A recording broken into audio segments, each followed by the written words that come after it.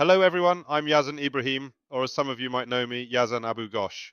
Today we're going to dive into a fascinating and essential topic from Chapter 4, Part B, Business Resilience 4.13, System Resiliency.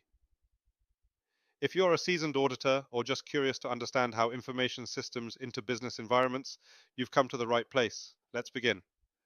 When systems are carefully designed, they aren't just built to function under normal circumstances. They're also engineered to endure disruption, a concept we call system resiliency. Now imagine a symphony orchestra playing beautiful music together. If one musician suddenly falters, the rest must adapt seamlessly to keep the harmony alive. That's the essence of system resilience, not just repairing what's broken, but ensuring the music carries on without a pause. It's about withstanding disruptions, staying operational, and recovering quickly, all while remaining within predefined performance metrics. To achieve this, organizations rely on a variety of methods and technologies, especially for applications and telecommunication networks. Let's unpack these layers of system resiliency in detail. Application resiliency and disaster recovery methods. Think of an application as the heart of a digital system. If it fails, the entire operation may be paralyzed. That's why ensuring application resiliency is a top priority.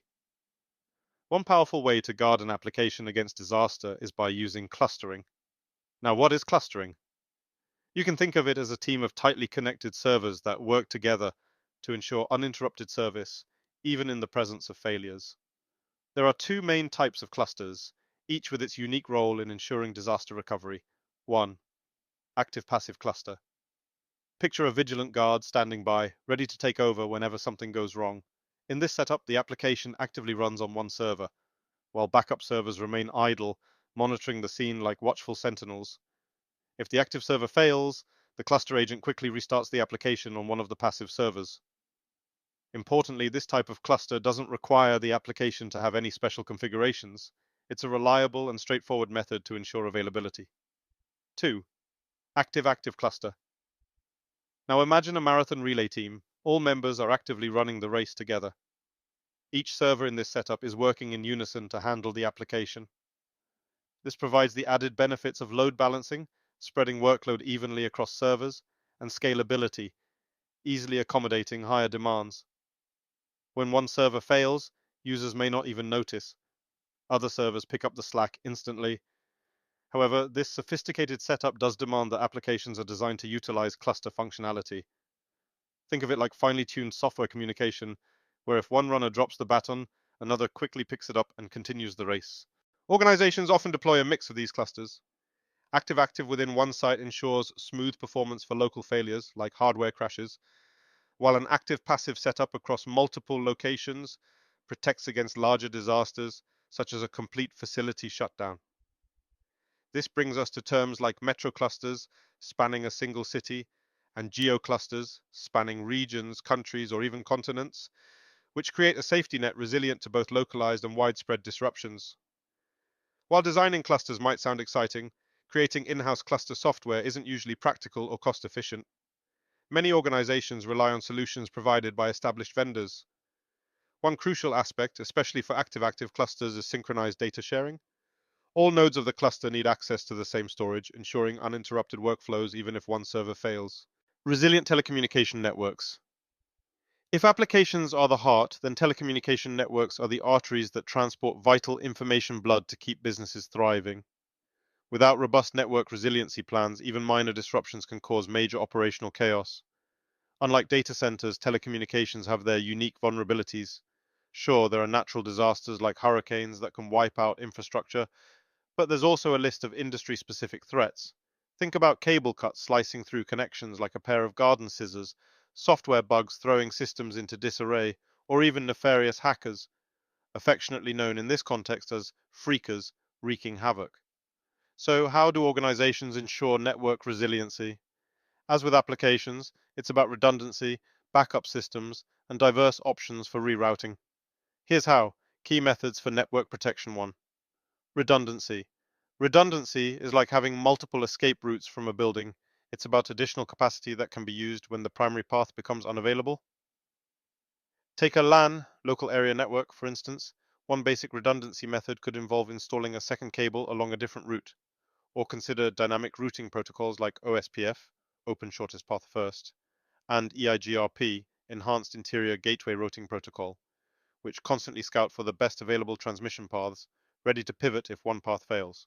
Ensuring hardware redundancy for routers, switches, and firewalls is also crucial. Saving configuration files for these devices using TFTP, Trivial File Transport Protocol servers, ensures a quick recovery if a failure occurs. 2. Alternative routing. This method ensures a backup communication medium, like an alternate fiber optic circuit, copper cable, or even dial-up. For example, most local carriers now rely on counter-rotating fiber optic rings that can reroute data flow if one pathway is severed.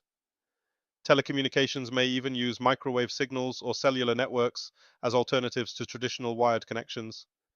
Each method provides an extra layer of resiliency. 3. Diverse routing. Imagine roads crisscrossing a city. Diverse routing involves splitting traffic across multiple physical cable facilities or even using duplicate routes with separate cable sheaths. While this increases reliability, there's one caveat. If the cables share the same physical pathway, like being bundled in a shared conduit, they may still face simultaneous failure. To counter this, organizations can opt for dual entry facilities into their premises, ensuring complete separation between redundant cables. 4. Long-haul network diversity.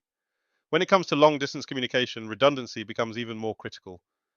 Many recovery facility vendors now offer diverse long-distance network solutions, often leveraging T1 circuits from multiple carriers. By collaborating with different providers, organizations ensure connectivity even if one major carrier goes offline. 5. Last mile circuit protection. The last mile is the connection from the local carrier to your facility, the final leg that delivers your network services. Disruptions here can paralyze operations, which is why recovery centers often provide mixed solutions, including redundant local carrier T1 circuits, microwave access, VoIP backup, cellular routing, and more. This layered approach ensures that even localized disasters don't isolate an organization from the world. 6. Voice recovery solutions. Voice communication remains essential for many industries from retail to finance. Here, strategies like redundant cabling and VoIP, voice over IP protocols, help ensure that businesses can continue communicating during interruptions, maintaining their operations and customer interactions seamlessly. The broader vision of resiliency. The concept of resiliency boils down to preparedness. It's not just about having effective tools, it's about designing solutions that anticipate potential failures and build recovery into the very fabric of operations.